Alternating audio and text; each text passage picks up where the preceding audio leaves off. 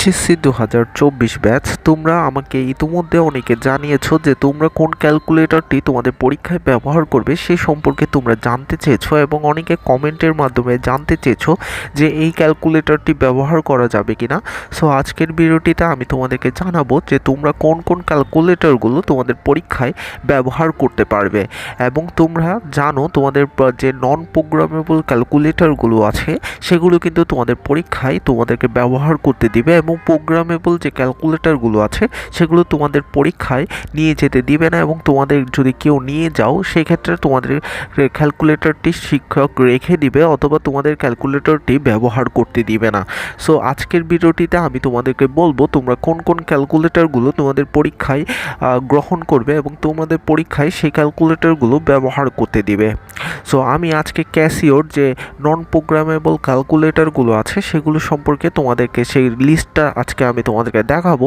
So hello everyone, আসসালামু আলাইকুম, welcome to এইচডিডিউস অ্যান্ড স্টে উইথ আস। ভিডিওটি শেষ পর্যন্ত দেখার অনুরোধ রইল।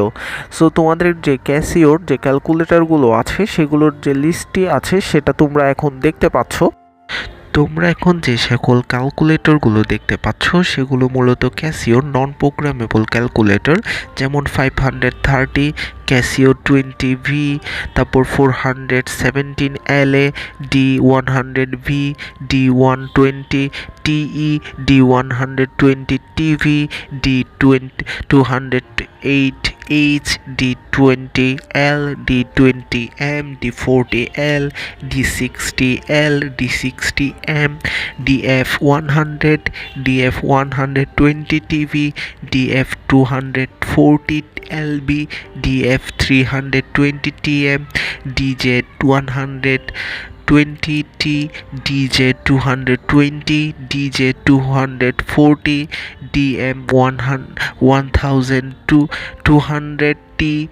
DM1200 TEV, DM1400 TV, DM1600, D520 TV, DS2 TV, DS881, FX100D, FX100MS, FX100S।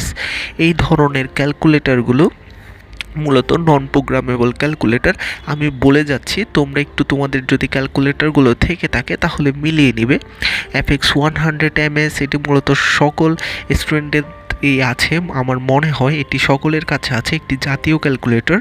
FX100X, FX100W, FX115D, FX115MS, FS115S, FS122S, FX220, FX250HC, FX216, FX300FA, FX300W, FX3500, FX350ES। এই সকল ক্যালকুলেটরগুলো মূলত নন প্রোগ্রামেবল ক্যালকুলেটর। আমি এতগুলো একসাথে বলতে পারছি না, তারপর আমি বলে যাওয়ার চেষ্টা করছি, তোমরা একটু তোমাদের ক্যালকুলেটরের সাথে মিলিয়ে নেওয়ার অনুরোধ রইল। সো এখানে আরও কয়েকটি আছে, FX855, FX855A, FX901, FX911W, FX95, FX95MS, FX991, FX991MS, FX991N, FX991S, FX991W, FX992S। অসংখ্য ক্যালকুলেটরের এখানে নন প্রোগ্রামেবল সকল ক্যালকুলেটর এখানে দেয়া আছে। আমি ম্যাক্সিমাম বলে যাওয়ার চেষ্টা করেছি, বাকি যেগুলো আছে সেগুলো একটু ভিডিওটা পজ করে তোমরা তোমাদের ক্যালকুলেটরের সাথে মিলিয়ে নিবে। তারপর তোমাদের আরেকটি লিস্ট আমি দেখাচ্ছি।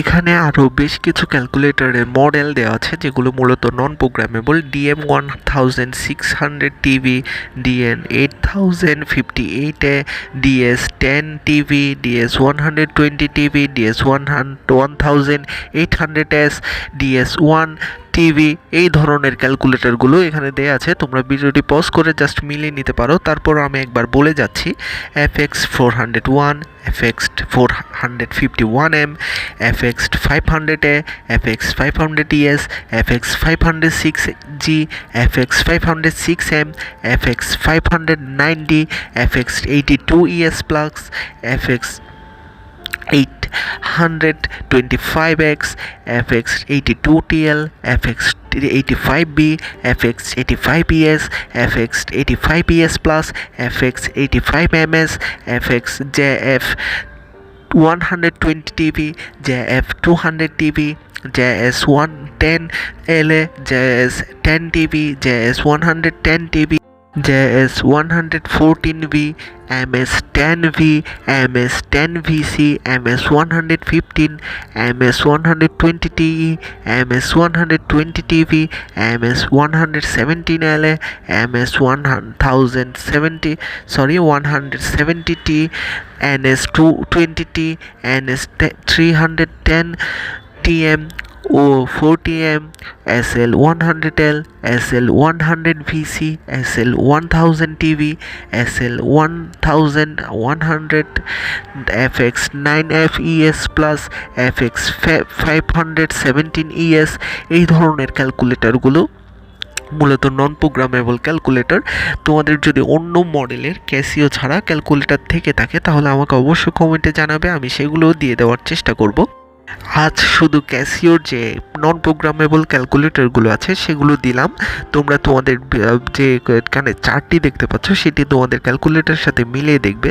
যদি মিলে যায় তাহলে বুঝবে তোমাদের ক্যালকুলেটরটি নন প্রোগ্রামেবল ক্যালকুলেটর এবং তোমাদের ক্যালকুলেটরটি অবশ্যই পরীক্ষায় ব্যবহার করতে দিবে।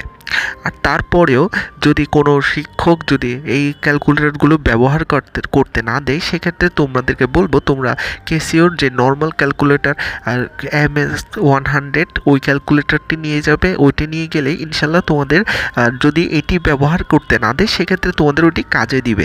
তাই তোমাদেরকে আমার পরামর্শ থাকবে তোমরা যাতে একটি নর্মাল ক্যালকুলেটরও সাথে নিয়ে যাও, এইরকম একটি নিয়ে যাবে, দেন নর্মাল একটি নিয়ে যাবে, যার ফলে যদি কোনো সময় বিপদ হয় সেক্ষেত্রে যে নর্মাল ক্যালকুলেটরটি আছে সেটি দিয়ে কাজে লাগাতে পারবে। আরেকটি বিষয়, তোমরা অনেকে আমাকে কোশ্চেন করেছিলে যে তোমাদের যে স্মার্ট ওয়াচগুলো আছে সেগুলো পরীক্ষায় নিয়ে যাওয়া যাবে কিনা। তোমাদের স্মার্ট ওয়াচগুলো পরীক্ষায় কিন্তু নিষিদ্ধ, সেক্ষেত্রে তোমরা স্মার্ট ওয়াচগুলো নিয়ে যেতে পারবে না। অনেক সময় দেখা যায় যে চেনের ঘড়ি, অনেকে বলে পরীক্ষায় নিষিদ্ধ, আসলে চেনের ঘড়ি তোমাদের পরীক্ষায় ব্যবহার করতে পারবে এবং বেল্টের যে ঘড়িগুলো আছে সেগুলো তোমরা নিয়ে যেতে পারবে, কিন্তু স্মার্ট ওয়াচ তোমাদেরকে অ্যালাউ করবে না। আমরা যেরকম পূর্ববর্তী পরীক্ষার্থীদের কাছে দেখেছি স্মার্ট ওয়াচ কখনো পরীক্ষায় অ্যালাউ করেনি, কারণ এটি একটি প্রোগ্রামেবল এবং এখানের মধ্যে সব কিছু ক্যালকুলেশন থেকে শুরু করে সব কিছু নিয়ে যাওয়া যায়, সেজন্য স্মার্ট ওয়াচ তোমাদের অ্যালাউ করবে না। যেরকম নর্মাল আমাদের যে ঘড়িগুলো আছে, চেনের ঘড়ি বা বেল্টের ঘড়ি, এগুলো কিন্তু তোমাদের ব্যবহার করতে দিবে, কিন্তু যে স্মার্ট ওয়াচগুলো আছে সেগুলো তোমরা ব্যবহার করতে পারবে না। তাই তোমাদেরকে আগে থেকে সতর্ক করে দেওয়া উচিত। তোমরা যারা স্মার্ট ওয়াচ নিয়ে যাওয়ার চিন্তা ভাবনা করছো তারা অবশ্যই স্মার্ট ওয়াচ নিয়ে যাবে না। তোমরা এরকম নর্মাল ঘড়িগুলো অবশ্যই পরে যেতে পারো যদি তোমাদের পরীক্ষার হলে যে টাইম দেখতে হয়, সেজন্য তোমরা এই ধরনের নর্মাল যে ঘড়িগুলো আছে সেগুলো পরে যাবে। সো আজকের ভিডিওটি এই পর্যন্ত। সবাই ভালো থাকবে, সুস্থ থাকবে। সবাইকে আসসালামু আলাইকুম ওয়া রাহমাতুল্লাহি ওয়া বারাকাতুহু এবং তোমাদের পরীক্ষার জন্য অনেক অনেক শুভকামনা রইল।